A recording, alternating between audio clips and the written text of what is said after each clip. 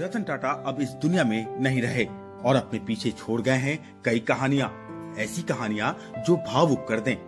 देश के सबसे बड़े दानवीर कहे जाने वाले शख्स रतन टाटा बहुत सारे लोगों के लिए सिर्फ एक बिजनेसमैन नहीं बल्कि आइडियल भी हैं।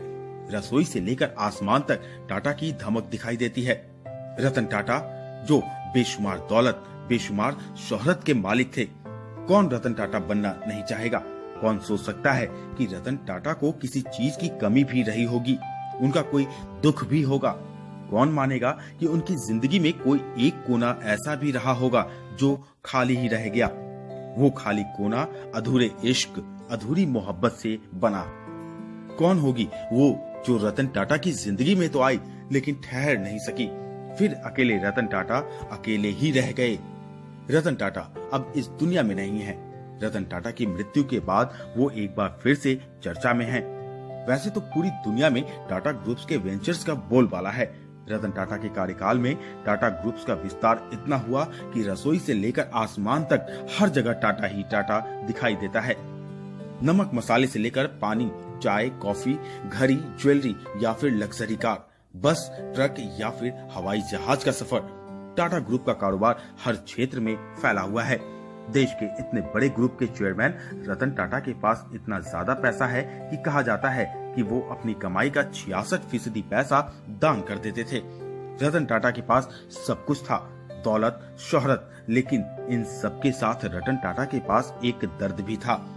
रतन टाटा अपने इस दर्द का जिक्र अपने मैनेजर शांतनु की स्टार्टअप गुड फेलोज की ओपनिंग के दौरान किया था। रतन टाटा ने खुद ही कहानी सुनाते हुए कहा था कि आप नहीं जानते कि अकेले रहना कैसा होता है। जब तक आप अकेले रहने के लिए मजबूर नहीं होते तब तक एहसास नहीं होगा। रतन टाटा की कही गई इन लाइनों को जोड़ा गया उनकी लव लाइफ से, जो कभी पूरी नहीं हो सकी।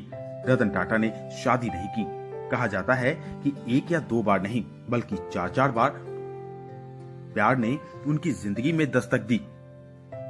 लेकिन अब इसे किस्मत कहें या फिर ऊपर वाले की मर्जी, एक बार भी प्यार परवान नहीं चढ़ सका।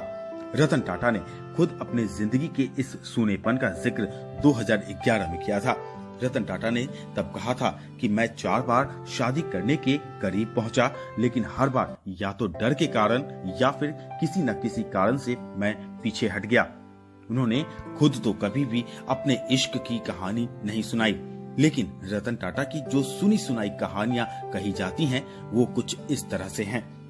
रतन टाटा को पहली बार जब प्यार हुआ था तब वो उस समय लॉस एंजलिस में रहते थे। दोनों आगे चलकर शादी भी करने वाले थे, लेकिन कहते हैं ना कि जब किस्मत में कुछ लिखा नहीं होता है तो फिर वो मिलता भी नहीं है। रतन टाटा को उस समय अचानक से इंडिया आना पड़ा क्योंकि उनकी दादी की तबीयत खराब थी।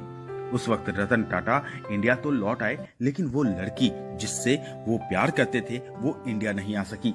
ये कहानी है साल 1962 की, जब भारत और चीन की लड़ाई चल रही थी और वो लड़की चीन से थी। रतन टाटा का परिवार उस चाइनीज लड़की से शादी के पक्ष में नहीं था। रतन टाटा भी उस लड़की से शादी के लिए अड़े नहीं और परिवार की बात मान ली, और इस तरह से रतन टाटा का उस लड़की से रिश्ता टूट गया। इसके बाद रतन टाटा अपनी जिंदगी में आगे बढ़ गए, लेकिन किस्मत का खेल देखिए, कुछ समय के बाद रतन टाटा का नाम बॉलीवुड एक्ट्रेस सिमी गरिवाल से जुड़ा। इस बात का खुलासा खुद सिमी गरिवाल ने एक इंटरव्यू में किया। दोनों काफी लंबे समय तक रिलेशनशिप में रहे। अपने इंटरव्यू के दौरान सिमी गरिवाल ने रतन टाटा की खूब तारीफ की। सिमी गरिवाल ने कहा, रतन टाटा एक परफेक्ट पर्सन है और उनका सेंस ऑफ ह्यूमर कमाल का है। शादी के बारे में सिमी गरिवाल ने कहा कि रतन टाटा से उनका रिश्ता आगे नहीं चल सका और किसी वजह से उनका शादी नहीं हो सका। सिमी गरिवाल की शादी रवि मोहन से हुई, लेकिन रतन टाटा तब भी अनमैरिड रहे। हालांकि सिमी गरिवाल की शादी भी 3 साल से ज्यादा नहीं चल सकी और वो भी अकेली हो गयी। रतन टाटा देश के ऐसे इंसान थे जिनकी तारीफ नेता से लेकर अभिनेता और बच्चे से लेकर बुजुर्ग सभी वर्ग के लोग करते हैं। उनको लेकर कई किस्से चर्चाओं में रहते हैं और उन्हीं किस्सों में एक किस्सा ऐसा भी है जिसमें रतन टाटा ने अपने अपमान का मुंहतोड़ जवाब दिया और बदला लिया। ये बात है साल 1998 की, जब टाटा मोटर्स ने भारत की पहली स्वदेशी कार टाटा इंडिका को लॉन्च किया। कार को उम्मीद के मुताबिक सफलता नहीं मिली और इसकी वजह से कंपनी काफी घाटे में चली गई। इसके बाद टाटा मोटर्स कार के कारोबार को 1 साल के अंदर ही बेचना चाहती थी। इसके लिए रतन टाटा ने 1999 में अमेरिका में बिल फोर्ड से मुलाकात की। बिल फोर्ड उस समय फोर्ड कार के चेयरमैन थे। कहा जाता है कि बिल फोर्ड ने उस समय रतन टाटा को अपमानित किया और कहा कार बिजनेस उन्हें कभी शुरू नहीं करना चाहिए था। बिल फोर्ड ने कहा था, तुम इसके बारे में कुछ नहीं जानते। दोनों के बीच सौदा बनने से पहले ही टूट गया। इस किस्से को 9 साल बीत गए थे और टाटा के लिए चीजें बहुत सारी बदल गई थी, जबकि फोर्ड 2008 की मंदी के बाद दिवालिया के कगार पर थी। इसके बाद रतन टाटा ने फोर्ड की 2 पॉपुलर ब्रांड जैगुआर और लैंड रोवर को खरीदने की पेशकश की। जून 2008 में टाटा ने फोर्ड से जैगुआर और लैंड रोवर को $2.3 बिलियन में खरीद लिया।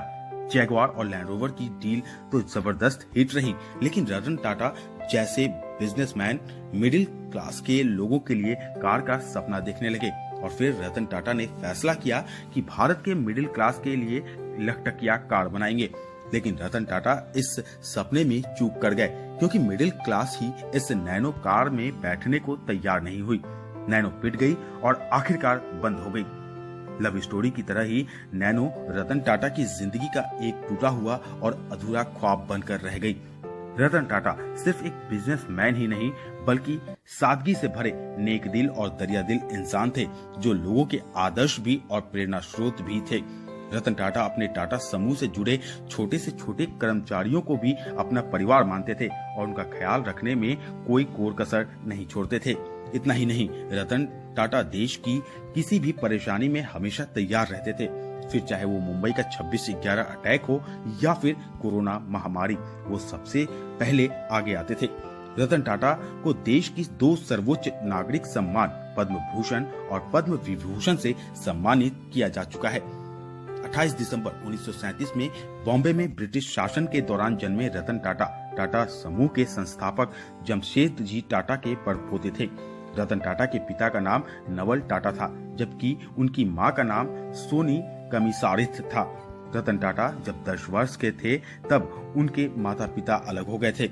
उसके बाद उनकी दादी नवाजबाई टाटा ने उन्हें औपचारिक रूप से गोद लिया था। रतन टाटा का पालन पोषण उनके सौतेले भाई नोवेल टाटा के साथ हुआ, जो उनके पिता नवल टाटा और उनकी दूसरी पत्नी सिमोन टाटा के बेटे हैं। 1991 में जब JRD टाटा ने टाटा सन्स के अध्यक्ष पद से इस्तीफा दिया तो उन्होंने रतन टाटा को अपना उत्तराधिकारी बनाया। रतन टाटा के 21 साल के कार्यकाल में रेवेन्यू 40 गुना ज्यादा और प्रॉफिट 50 गुना से ज्यादा बढ़ा। 28 दिसंबर 2012 को 75 साल की उम्र में रतन टाटा ने टाटा सन्स के अध्यक्ष पद से इस्तीफा दे दिया, लेकिन इस्तीफे के बाद भी मृत्यु होने तक टाटा ग्रुप के सबसे बड़े ब्रांड एम्बेसडर रतन टाटा ही थे। रतन टाटा पर बनी ये कहानी आपको कैसी लगी, हमें कमेंट करके जरूर बताएं। ऐसी खबरों के लिए आप बने रहें इंडिया आज के साथ।